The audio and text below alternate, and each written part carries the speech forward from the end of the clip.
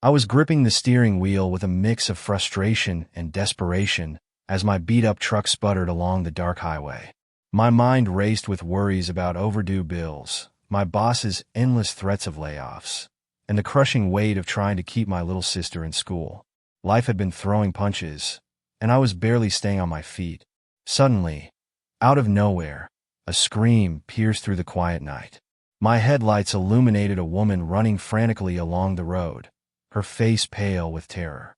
She stumbled, clutching her side as if in pain, and glanced back as though someone was chasing her.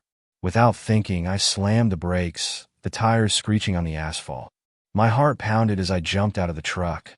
"Hey, are you okay?" I shouted, rushing toward her. "Help me," she gasped, her voice trembling. Her clothes were disheveled, and her face bore the faint trace of tears. "They're coming after me." I didn't have time to ask who they were. The distant roar of an engine tore through the silence, and headlights appeared on the horizon, growing closer by the second. My instincts screamed danger, but the fear in her eyes anchored me. "Get in," I barked, throwing open the passenger door. She hesitated for half a second, then scrambled into the truck. I jumped back into the driver's seat, slamming the door just as a black SUV roared into view, its high beams blinding us. The truck jolted forward as I floored the gas pedal. "Who are they? What's going on?" I asked, glancing at her as the SUV closed in behind us. Her hands trembled as she gripped the seat. They try to kidnap me. I managed to get away, but they're not going to stop." Her words sent a chill down my spine. My mind raced as I tried to process the situation. This wasn't some random accident. This was deliberate. But why? The SUV gained on us, its driver flashing the headlights aggressively. "Hold on," I muttered, swerving onto a dirt road that cut through a dense forest. The truck bounced and rattled, but the SUV stayed on our tail. "Do you know these people?" I pressed, trying to piece together the puzzle. She hesitated, her lips trembling as if she were debating how much to say. "I think so," she finally admitted, her voice barely audible over the roar of the engine. "But I didn't expect this. Why are they after you?" She took a shaky breath, her eyes glistening with tears. "Because I found out something I wasn't supposed to know. And if they catch me, I'm dead." Her words were like a punch to the gut. Whoever she was, whatever she knew, it was big. And now, by helping her, I'd painted a target on my own back. The chase went on for what felt like hours, the tension in the air thick enough to cut with a knife. Finally, I spotted an old, abandoned service station up ahead. I killed the lights and veered sharply off the road, pulling behind the building and cutting the engine. "Stay quiet," I whispered, motioning for her to keep her head down. The SUV roared past us, its tires kicking up a cloud of dust. My hands were still gripping the steering wheel tightly, knuckles white, as I listened to the sound of the engine fading into the distance. When I finally exhaled, it felt like I'd been holding my breath for hours. "We're safe. For now," I said, turning to face her. She looked at me with a mix of gratitude and fear. "Thank you. I don't know what would have happened if you hadn't stopped." "Don't thank me yet," I said, my voice tinged with weariness. "Whoever those guys are, they're not going to give up. We need to figure out what to do next." She nodded, her expression resolute. "You've already done so much. I'll explain everything. But first, I need to know I can trust you." Her words hung in the air, heavy with unspoken implications. Whoever she was, whatever she knew, it had already turned my life upside down. And something told me this was only the beginning. I leaned back in the seat, running a hand through my hair. "Trust me? Lady, I just risked my neck for you without even knowing your name. You could start there." She hesitated, as if weighing the risk of revealing too much. Finally, she spoke. "My name's Lila. Lila Bennett." The name rang no bells, but her face still struck me as familiar, though I couldn't place where I'd seen her before. "Okay, Lila. I'm Jacob. Now, why don't you tell me who those guys were and why they're chasing you?" She glanced toward the windshield, her eyes scanning the dark forest. "They're part of an organization, a powerful one. I used to work for them until I found out what they were doing. Corruption, bribery, laundering money through charities, and worse." "Worse?" I prompted, feeling a chill run down my spine. Her voice dropped to a whisper. They were involved in trafficking. Human lives, Jacob. Innocent people. When I stumbled onto the evidence, I tried to report it. But instead of helping, the authorities warned them. I barely got away. I stared at her, my pulse hammering in my ears. This wasn't just some petty crime ring. This was massive. And now I was tangled in it. So, what's the plan? I asked. You got evidence, right? Where is it? She hesitated again, her gaze flickering with uncertainty. It's complicated. The evidence is hidden. I was on my way to retrieve it when they found me. If I can get to it, we have a chance to bring them down. I nodded, my mind racing. This wasn't just about her anymore. If what she was saying was true, we were dealing with monsters who thought they were untouchable. And now I was caught in their crosshairs. All right, I said finally. Where's the evidence? She looked at me with a mix of determination and fear. It's in a storage locker in the city. But it's not going to be easy. They probably got people watching for me. Then we don't give them the chance, I said. We'll find a way to get there without them noticing. But first, we need to lie low and figure out our next move. She nodded, her shoulders sagging with exhaustion. Thank you. I mean it. Don't thank me yet, I muttered. We're not out of this mess. Not by a long shot. The service station turned out to have an old, rickety bathroom around the back. While Lila freshened up, I tried to piece together a plan. My truck wasn't exactly inconspicuous, and with every second we stayed in one place, the risk of being found grew. When she returned, she looked marginally better, still tired and shaken, but more composed. We need to leave this area, she said. They'll double back soon. I nodded. We'll take back roads, stay off the main highways. But before we go, I need to know, this organization, how far does their reach go? Are we talking local, national, or what? Her expression darkened. It's global, Jacob. They have allies in law enforcement, politics, even the media. If they want someone silenced, they'll stop at nothing. I let out a low whistle. Great. So we're up against an army. Not an army, she said, her voice firm. Just people who think they're untouchable. But they're not invincible. If we can get the evidence to the right people, we can expose them. And who are these right people? I asked skeptically. She hesitated. There's a journalist I trust. He's been working to uncover corruption for years. If I can get to him, he'll make sure the truth gets out. It wasn't a great plan, but it was better than nothing. All right, let's move. We drove through the night, taking winding back roads to avoid any potential pursuers. The silence in the truck was heavy, punctuated only by the hum of the engine. I couldn't stop glancing at Lila out of the corner of my eye. There was something about her, something that didn't quite add up. You're more than just someone who stumbled onto evidence, aren't you? I asked suddenly. She stiffened, her gaze flickering toward me. What do you mean? I mean, you don't look like someone who's been living on the run. You're too composed, too put together. Who are you really? For a moment, I thought she wasn't going to answer. Then she sighed, her shoulders slumping. You're right. I haven't been entirely honest. I used to be a part of that world. Not the criminal part, but the corporate side. My father owns one of the largest private equity firms in the country. My grip on the steering wheel tightened. That explained the familiarity. You're a billionaire's daughter. She corrected. I walked away from that life when I found out what was happening behind closed doors. My father. He's involved, Jacob. And he's one of the people they're protecting. Her revelation hit me like a freight train. My mind scrambled to process the weight of what she'd just admitted. Lila wasn't just someone who stumbled into danger. She was deeply embedded in it. Her own family was part of the machine she was trying to dismantle. So, you're telling me your father is one of the people running this operation? I asked, my voice laced with disbelief. Lila nodded, her expression grim. He's one of many. But he's powerful, Jacob. And ruthless. When I tried to confront him about what I found, he turned on me. That's when I realized how far this goes. He'd rather see me dead than let me expose him. I gripped the wheel tighter, my knuckles turning white. And you think this journalist can take him down? Even with the evidence. How do you fight someone with that kind of money and influence? She hesitated, her gaze fixed on the dark road ahead. It's not just about the evidence. It's about making it public in a way they can't bury. If we can show the world what they're doing, the backlash will be too big for them to contain. It's the only way. Her determination was undeniable, but the stakes were overwhelming. I wasn't just helping a stranger anymore. I was standing against a shadowy empire that could crush me like a bug. But there was no turning back now. I'd made my choice when I stopped to help her. We reached the outskirts of a small town just before dawn. The first streaks of sunlight painted the sky, but neither of us felt any relief.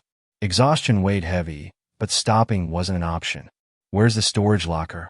I asked as we pulled into an empty parking lot behind a diner. "About an hour from here," Lila replied. "But we need to be careful. They'll be watching for me, and if they catch us, we won't get a second chance." I nodded. "We'll need a disguise. Something to throw them off." Lila glanced at her reflection in the side mirror, her disheveled appearance a stark contrast to the poised billionaire's daughter she must have once been. "Good idea. But I don't exactly have a wardrobe to choose from." "Stay here," I said, stepping out of the truck.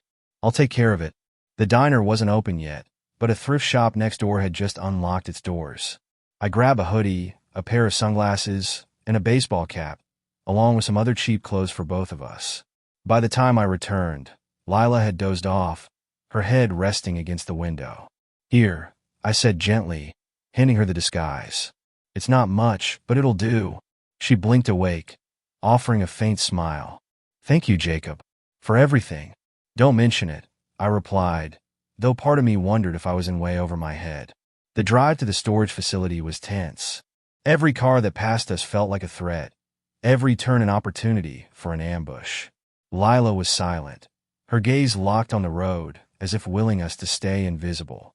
Finally, we pulled into the lot. It was a rundown place on the edge of town, the kind of spot no one paid attention to. Perfect for hiding something important. "This is it," Lila said, her voice barely above a whisper. We parked in the far corner, out of sight from the main road. Lila led the way to a row of metal doors, stopping in front of one that looked no different from the others. She pulled out a key from her pocket, her hands trembling slightly as she unlocked it. Inside was a plain cardboard box sitting on a metal shelf. She grabbed it and turned to me. "This is it. Everything we need to expose them." I didn't get a chance to ask what was inside. The sound of tires screeching outside froze us both in place. My heart sank as I realized we'd been followed.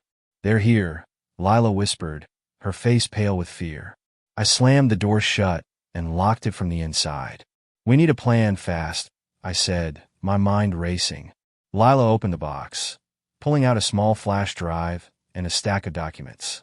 "This is what matters," she said, holding up the drive. "The rest is backup, but this is what will take them down." Footsteps echoed outside, heavy and deliberate. The door rattled as someone tried the handle. "Lila Bennett," a deep voice called out. "We know you're in there. Open the door, and we'll make this easy for you." Her eyes widened in panic.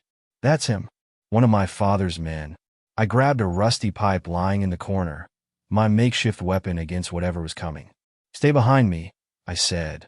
The door burst open with a deafening crash, and two men stepped inside. They were big, armed, and looked like they meant business. "Hand it over," one of them growled, his eyes locking on the flash drive in Lila's hand.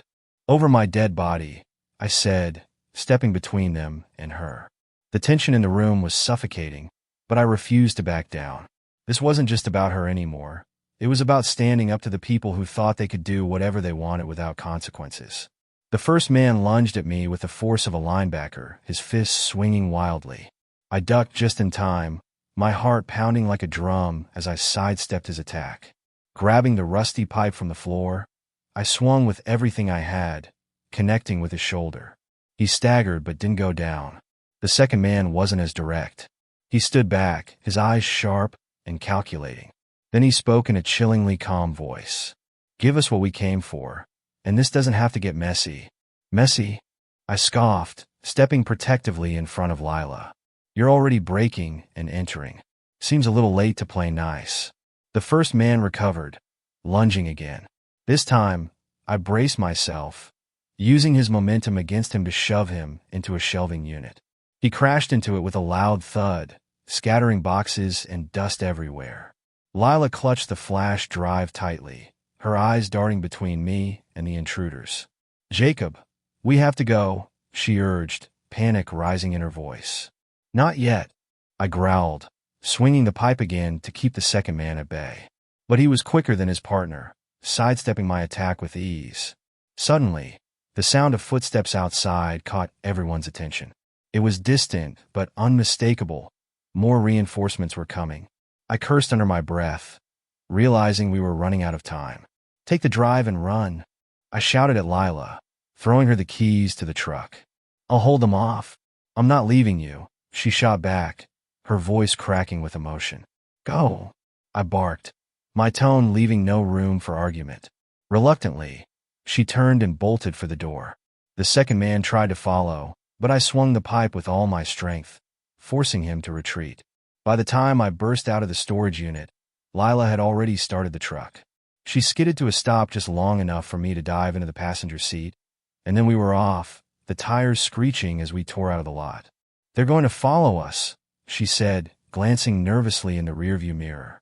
"Let them try," I muttered, gripping the dashboard as she swerved onto the main road. "We'll lose them." Sure enough, a black SUV roared out of the storage facility moments later, its headlights like twin daggers cutting through the early morning fog. "Do you know these roads?" I asked, my voice tense. "Not really," she admitted, "but I think there's a bridge up ahead. If we can make it across, we might lose them." I nodded, scanning the rearview mirror. The SUV was gaining on us, its engine roaring like a predator closing in on its prey. I felt a surge of adrenaline as I realized just how close they were. "Faster," I urged. "I'm trying," she shot back, her knuckles white as she gripped the wheel. The bridge came into view, a narrow, rickety structure that looked like it hadn't been maintained in years. It was a gamble, but we didn't have a choice. "Hold on," Lila warned, gunning the engine. The truck roared onto the bridge, the wooden planks creaking ominously beneath its weight. The SUV followed, its headlights glaring like an accusation. Halfway across, the bridge groaned under the combined weight of both vehicles, and for a terrifying moment, I thought it might collapse. "Just a little further," I encouraged, my eyes fixed on the other side. The moment we reached solid ground, Lila jerked the wheel hard to the left, sending the truck careening onto a dirt path that disappeared into a dense forest. The SUV hesitated at the edge of the bridge, its driver clearly reluctant to risk the same maneuver. "We did it," Lila breathed, her voice shaking with relief. "Not yet," I cautioned, scanning the road ahead. "We bought ourselves some time, but they'll find another way around. We need to keep moving." We drove in silence for a while, the tension between us as thick as the morning mist. Finally, Lila broke the silence. "Jacob, thank you. I don't think I would have made it this far without you." I glanced at her, seeing the sincerity in her eyes. "You don't have to thank me. Just tell me we have a real shot at bringing these guys down." "We do," she said, her voice firm. "The evidence on this drive is enough to expose everything. We just need to get it to someone who can use it." "And who's that?" I asked. "A journalist," she replied. "He's been investigating my father's dealings for years. If anyone can blow this open, it's him." I nodded, though a part of me couldn't help but feel skeptical. It sounded too simple, too easy. But what other choice did we have?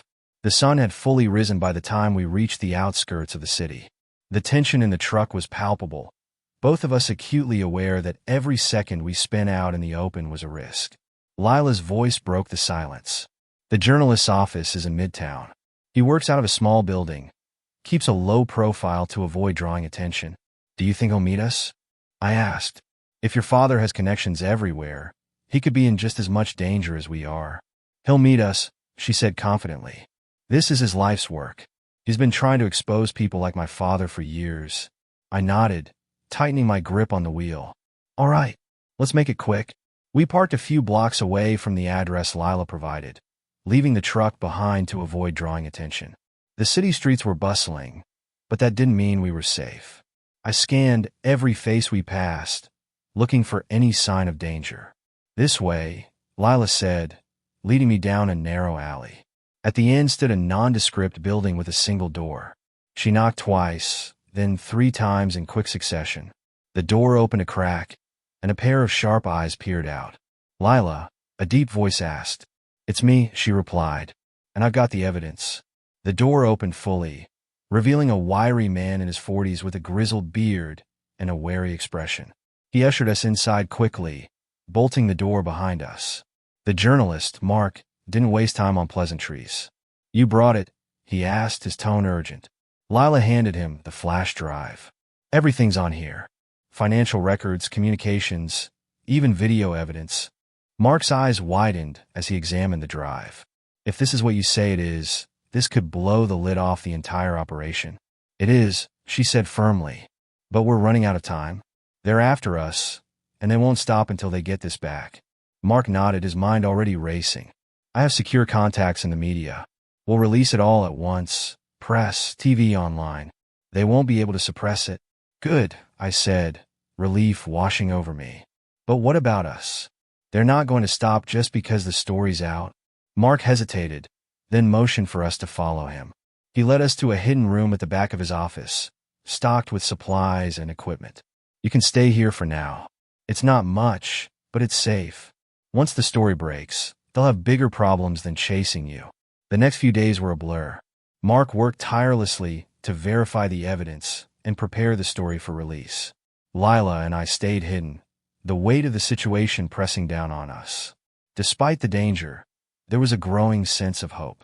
For the first time, it felt like we had a real chance of fighting back.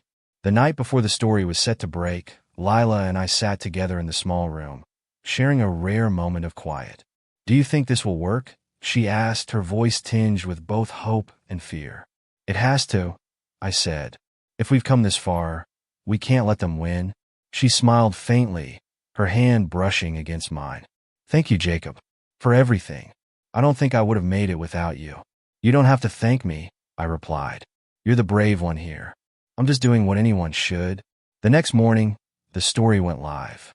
News outlets across the country picked it up, the shocking revelations dominating headlines.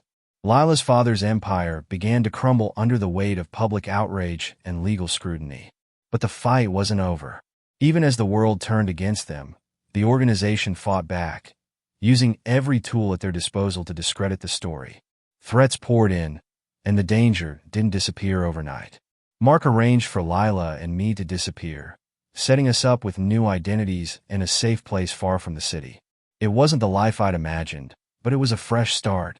Months passed, and the dust began to settle.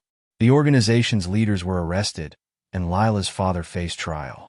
The evidence we'd risked everything to deliver had done its job, and the world was finally paying attention. As for Lila and me, we built a new life together. The danger had forged a bond between us that couldn't be broken. We didn't have much, but we had each other, and that was enough. One day, as we sat on the porch of our small house, Lila turned to me, her eyes shining. "Do you ever regret stopping that night? Picking me up on the side of the road?" I shook my head, a smile tugging at my lips. "Not for a second. You saved me as much as I saved you." She laughed softly, leaning her head against my shoulder. "We make a good team, and for the first time in a long time, I felt at peace. The road ahead was uncertain, but as long as we faced it together, I knew we could handle anything."